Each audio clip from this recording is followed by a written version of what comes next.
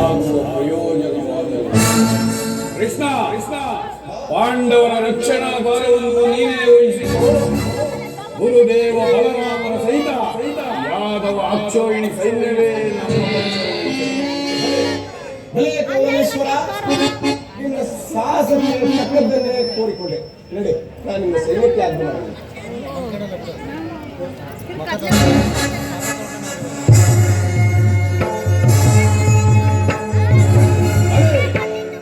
ಬಲೆ ಕಪಟ ನಾಟಕ ಸೂತ್ರಧಾರಿ, ಈ ನಿನ್ನ ಭಕ್ತರ ಕಣ್ಸನ್ನೆಯ ಚತುರತೆಯನ್ನು ನಾನೇ ಅರಿಯೋದನ್ನು ಭಾವಿಸಿದೆಯಾ?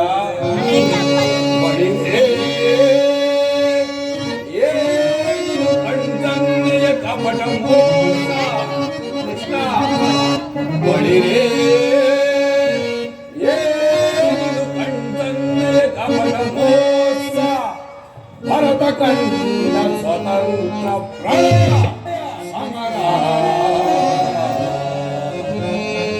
ಶತ್ರುಧಾಮ ಪ್ರಚಂಡ ರಕ್ತಮೂಡಿಯ